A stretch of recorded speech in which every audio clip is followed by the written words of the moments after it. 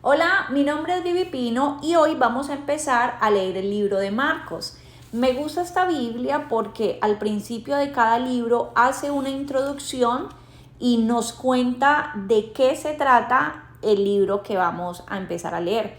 Recordemos que esta versión de la Biblia es la traducción en lenguaje actual, que también la escogí porque es traducida del idioma original a pero de lenguaje contemporáneo para que lo podamos entender más fácil.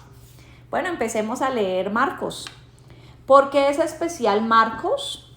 Marcos es el más corto y quizás el más antiguo de los 4 evangelios incluidos en el Nuevo Testamento.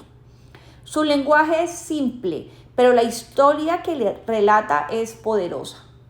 Mateo y Lucas contienen la mayoría de los que se relata en Marcos, pero organizado de diferente manera y con agregados. Marcos está lleno de acción y nos cuenta muchos de los milagros y curaciones que hizo Jesús. Pero, de acuerdo con Marcos, el mayor milagro de Jesús es su sufrimiento y muerte.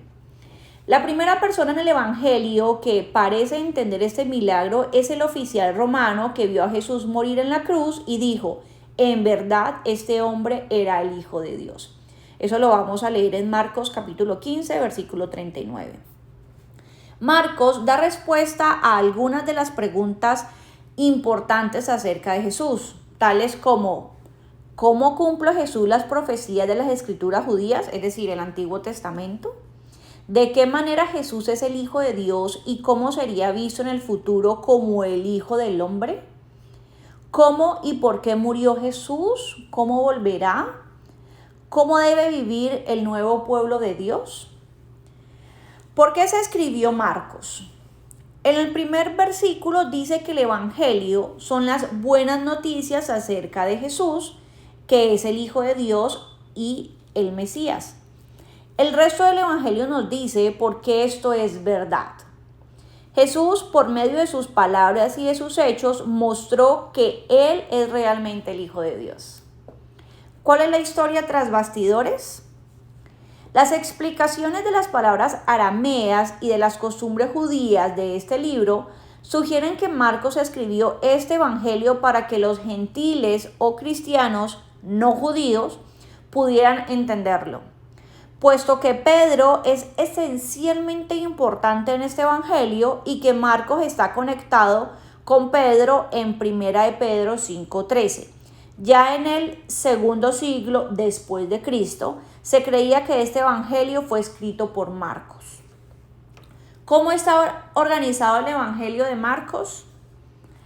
En varias partes del evangelio, Jesús les recuerda a diferentes personas y aún a los demonios que no le dijeran a nadie acerca de quién era él o de lo que había hecho.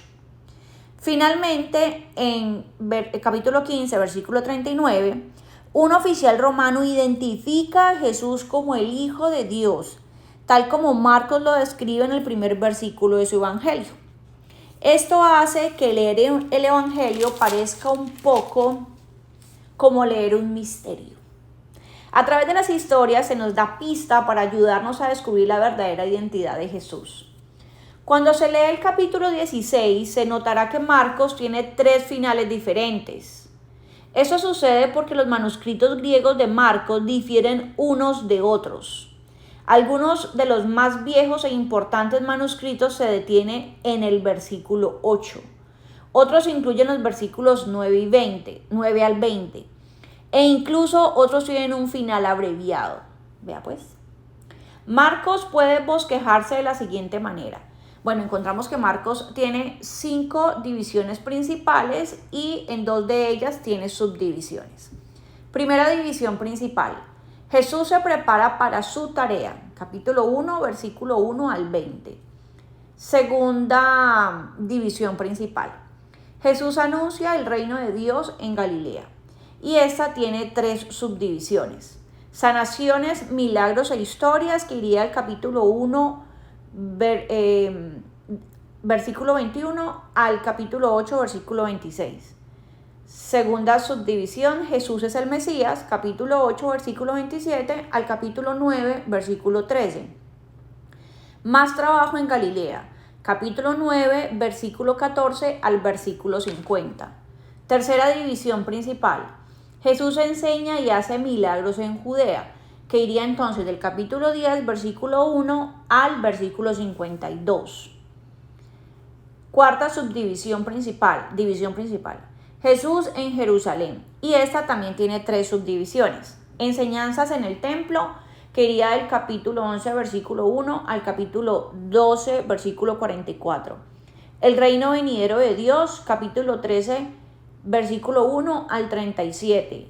Las últimas horas, capítulo 14, versículo 43 al capítulo 15, versículo 47. Y última división, Jesús vive, que va entonces del capítulo 16, versículo 1 al 20. Bueno, los invito a que se suscriban a este canal para que todos nos vayamos nutriendo de la palabra de Dios. También en nuestra página web www.prayword.com hay una guía donde se muestra el amor de Dios y sería bastante interesante que la puedas leer.